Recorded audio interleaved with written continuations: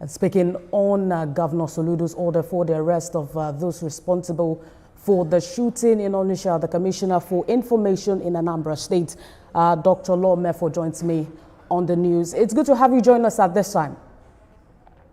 Yeah, thank you. Thank you, my sister. Right. Thank you for hosting me. Thank you for joining us.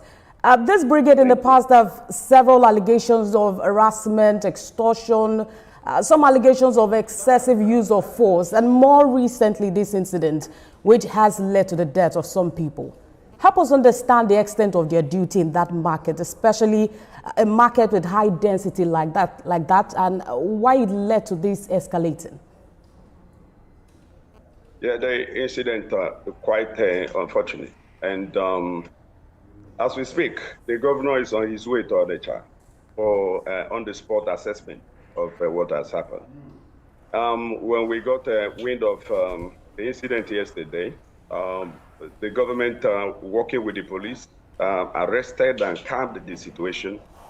And those who were involved in it were promptly arrested and handed over to the police. And the three others that sustained the gunshot injuries were taken to hospital, and their medical needs have been attended to by the state government. One person died, not several. Some accounts say 3, some say 4. No, one woman died, and it's regrettable enough. And the Operation Clean and Healthy Anambra, aka OCHA Brigade, has an environmental duty imposed on them by the law establishing them to keep Anambra State clean and healthy, and that includes Onitsha main market. And what took them there yesterday was therefore a legitimate statutory responsibility. And some people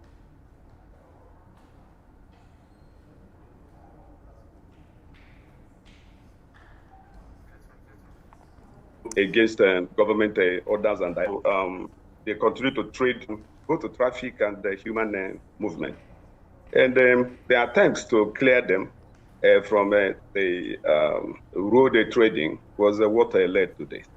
So it's not a matter of the legitimacy of their assignment or what they went to do there.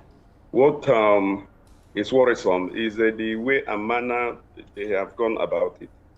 Of course, we keep talking about SOP, standard operations procedure, and code of conduct. Both must apply in any form of enforcement. And that is why government is frowning at it. That is why the Soludo government, the governor particularly, ordered the arrest and the possible prosecution of those who went about this kind of Dr. Mefo, this confirms that there is a level of tension between both sides. Let's look at how this is not going to happen again, especially in that market. Is the government exploring other options as to ensuring compliance with the market, perhaps through associations or more trained security operatives, to achieve the same goal without conflict or the use of firearms? Yes, it's certainly so. Is partly why you have a standard operations procedure and code of conduct in place. And of course, like you rightly observed, there is now a greater need for cooperation and collaboration with the market authorities.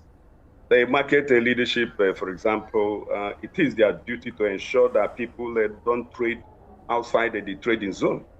And for people to trade right in the middle of the road where you have market leadership is a failure in itself. So government will have to prevail on them to be alive to their responsibilities. Because if they prevented the traders from trading on the road, the OCHA Brigade wouldn't have been there to enforce compliance. It means that somebody wasn't doing his job. And the market authorities should share in the blame. That said, government will continue to enforce cleanliness, which is very, very fundamental. The solution government of Professor Soludo is erected on 5 pillars. One of the pillars is environment. Environment here is about environmental cleanliness, very fundamental. And on its main market, without some measure of enforcement, will remain very filthy. If you go into on its main market, it's all chaos. And without a law and order, there is no way that place can be conducive for trading. You know, Onitsha main market happens to be, I believe, the biggest market in West Africa. It means that people outside Anambra State come there to trade. So there has to be some level of decency, decorum. And that is what OCHA Brigade is trying to ensure. But while doing so, they shouldn't also commit another illegality or criminality. For example, if there was an altercation and a confrontation between them and the traders, I believe rather than firing shots that now led to the death of one person, they should have retreated and return well reinforced. Dr. Bedford, this is some of the changes that we're looking forward to in terms of ensuring that both sides stick to the terms of agreement and it doesn't result in the loss of any life. Well, thank you for talking to us at this time. Commissioner for Information, Anambra State, Dr. Law Mefo. Thank you for joining us. Thank you. Thank you for hosting me. Thank you.